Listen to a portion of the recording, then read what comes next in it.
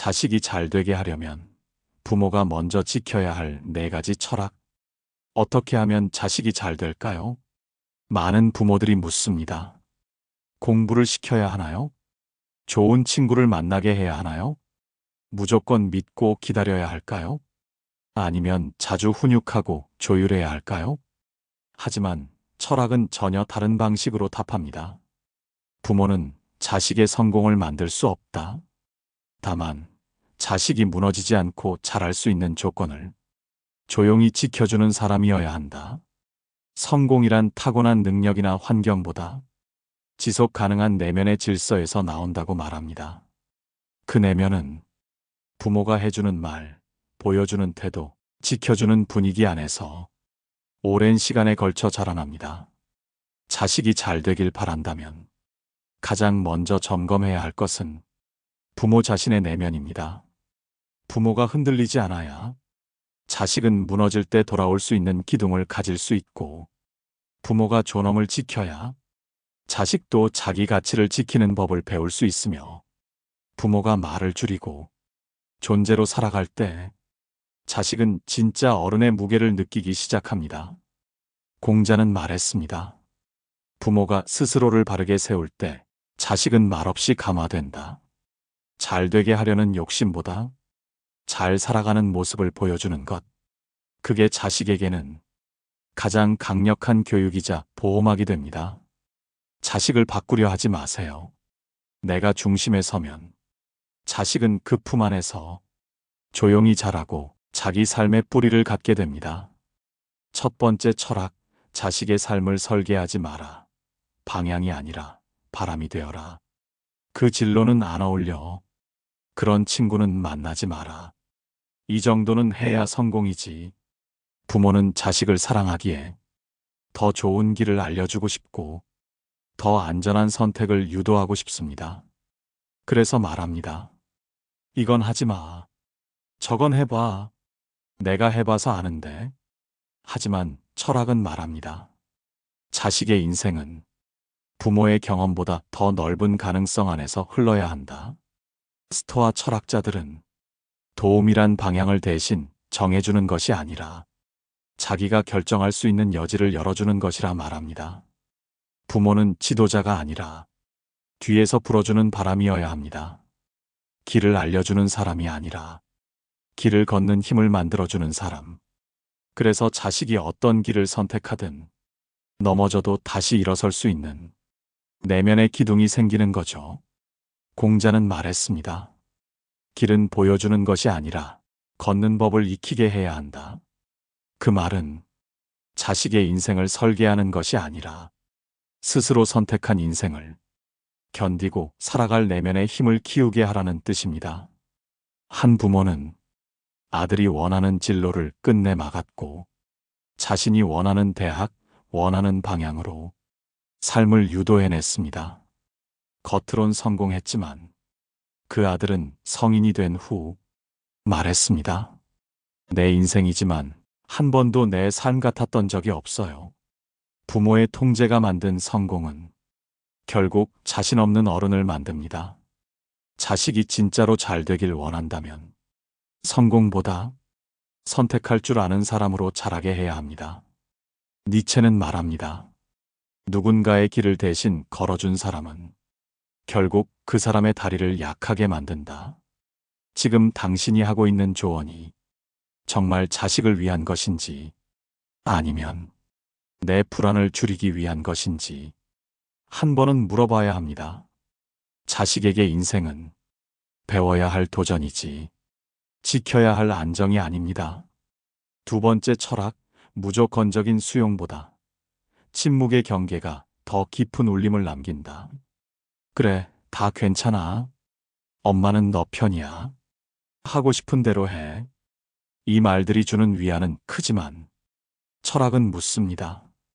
그 위안은 진짜 성장을 만들고 있는가?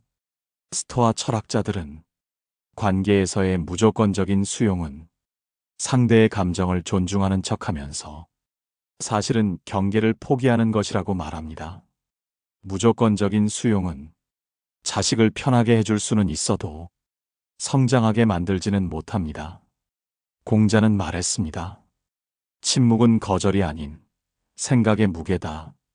자식이 도를 넘는 말을 했을 때, 과한 요구를 했을 때, 즉시 받아주는 대신 잠시 조용히 침묵하세요.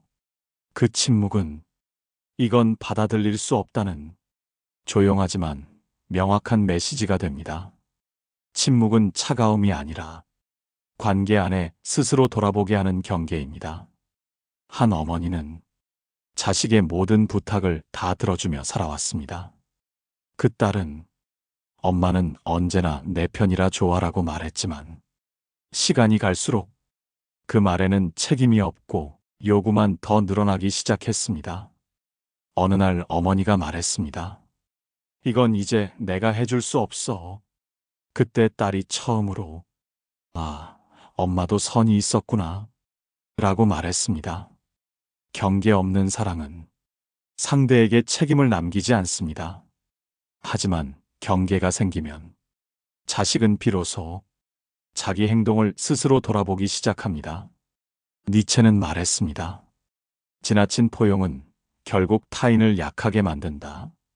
자식이 잘 되길 원한다면 무조건적인 수용보다 스스로 돌아보게 하는 고요한 멈춤이 필요합니다. 때로는 침묵으로, 때로는 거절로 사랑을 표현해야 합니다.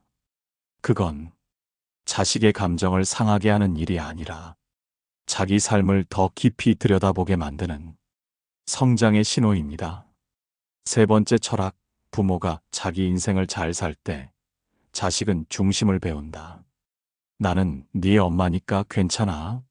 너만 잘 되면 돼. 나는 상관없어. 널 먼저 생각해야지.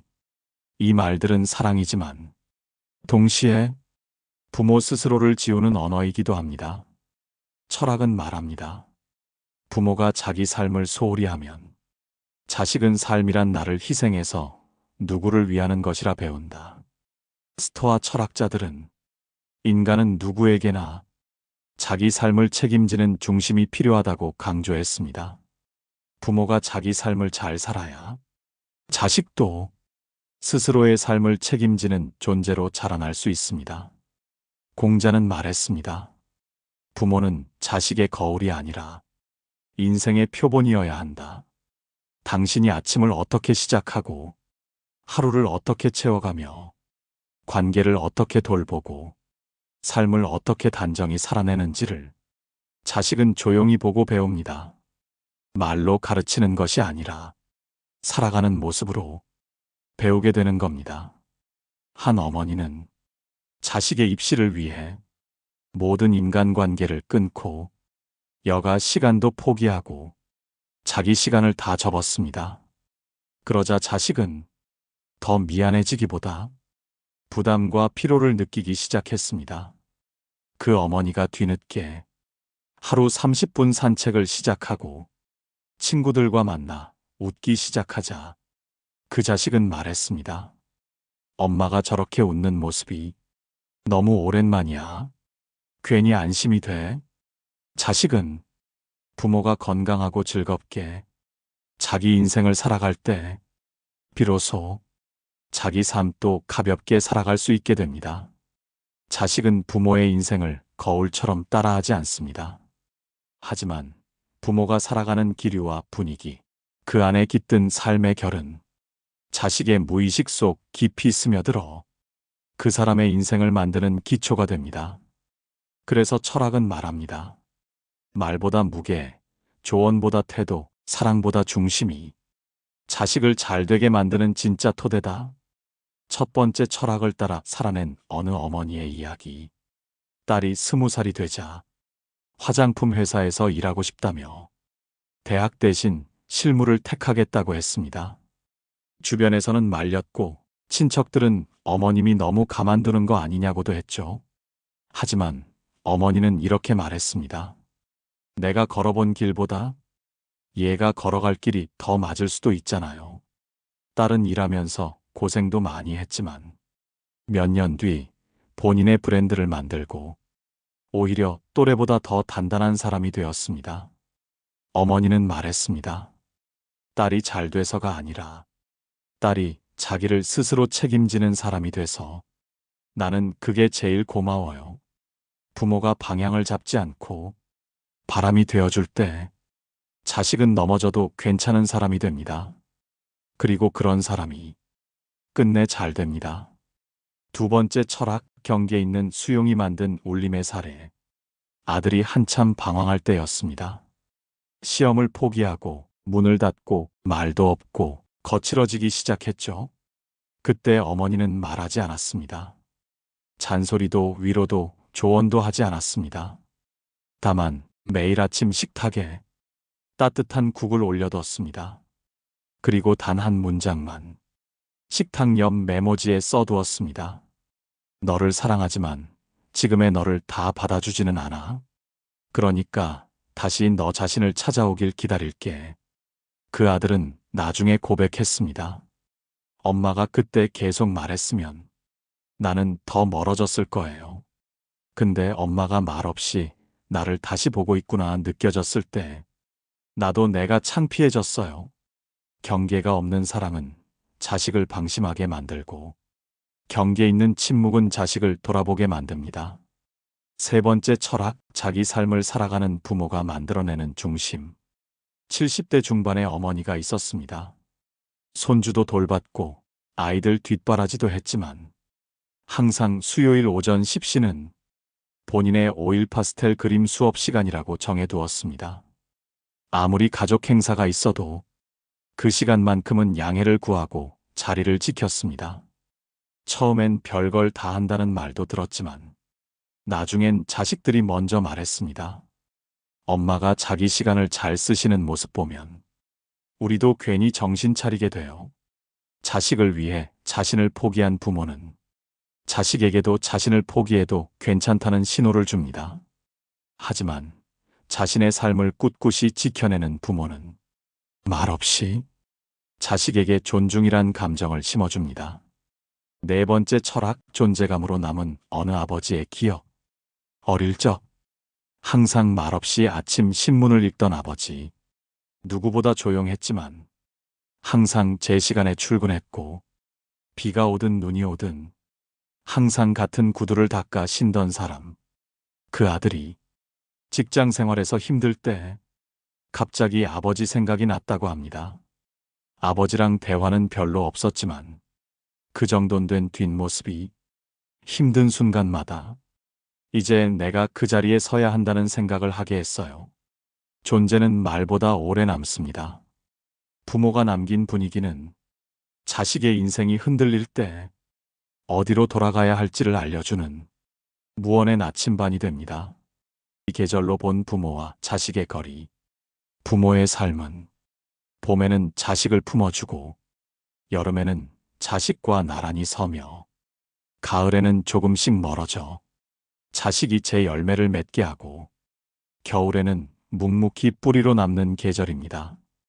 그 모든 계절을 말없이 견딘 부모의 존재는 자식이 어느 날 인생의 추위에 맞설 때 내가 돌아갈 수 있는 뿌리는 거기 있었다 하는 마음의 기억으로 피어납니다.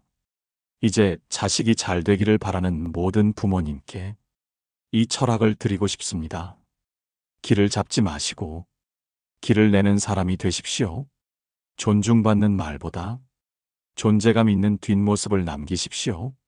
당신이 중심을 잡을 때 자식도 자기 삶의 중심을 조금씩 스스로 찾아가기 시작할 겁니다.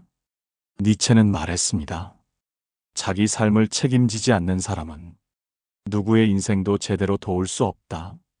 자식이 잘 되게 하고 싶다면 자식에게 올인하지 말고 자기 삶을 단단히 살아가야 합니다. 그 삶을 본 자식은 자연스럽게 책임, 균형, 중심을 배우게 됩니다. 네 번째 철학, 자식은 말이 아니라 존재감을 기억한다. 엄마가 예전에 그렇게 말했잖아. 아빠는 늘 그렇게 말했어.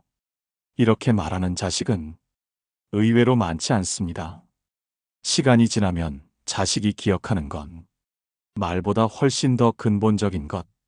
부모의 분위기, 눈빛, 반응, 표정, 함께 있었던 공기의 결 같은 것들이죠. 철학은 말합니다. 말은 사라지고 존재는 남는다. 스토아 철학자들은 가르침이란 말보다 존재의 영향력에서 비롯된다고 봤습니다. 자식은 부모의 조언을 기억하지 않지만 부모와 함께 있을 때 느꼈던 감정의 결은 오래도록 기억 속에 남아 삶의 밑바탕이 됩니다.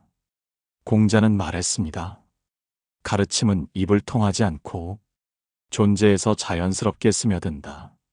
따뜻한 말보다 늘 곁에 조용히 있었던 부모의 뒷모습, 잔소리보다 한결같이 행동으로 보여준 삶의 태도, 그 모든 것들이 자식에게는 인생의 나침반이 됩니다.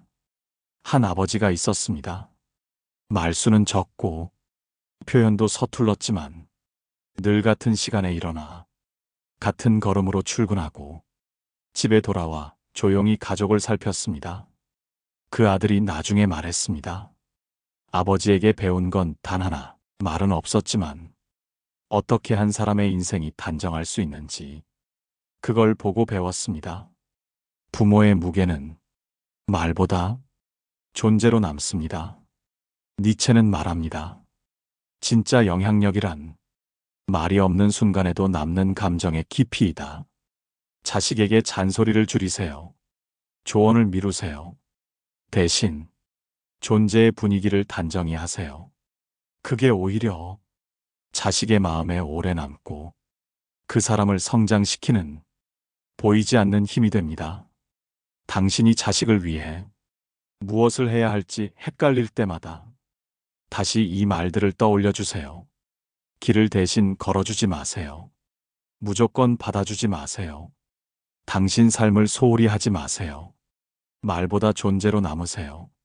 그렇게 살아가는 부모에게 자식은 결코 가볍게 반응하지 않습니다. 그런 부모를 본 자식은 자신의 삶도 무게 있게 살아가게 됩니다. 자식을 잘 되게 하고 싶은 마음은 세상의 어떤 사랑보다도 깊고 오래가는 마음입니다. 하지만 이제는 조금 다르게 바라보셔도 됩니다. 자식의 삶을 바꾸려 하기보다 내가 먼저 중심을 지키고 내가 먼저 단단히 살아가는 그 모습이 자식에게 가장 깊은 울림을 줄 수 있다는 것. 말이 아니라 존재로 남는 부모가 되시길 바랍니다. 길을 알려주는 대신 옆에서 묵묵히 서 있는 그 바람 같은 사랑이 결국 자식을 끝까지 지켜냅니다. 오늘의 이야기가 마음에 남으셨다면 좋아요로 조용한 응원을 건네주세요. 구독을 누르시면 다음 이야기도 함께 걸어가실 수 있습니다. 그리고 당신만의 부모 이야기가 있다면 댓글로 남겨주세요. 그 소중한 한 문장이 또 다른 누군가의 인생에 깊은 울림이 되어줄지도 모릅니다. 끝까지 함께 해주셔서 고맙습니다. 당신이 걸어온 모든 날들이 자식에게는 인생을 살아가는 가장 든든한 발자국이었음을 기억해 주세요. 고맙습니다. 그리고 당신의 오늘을 응원합니다.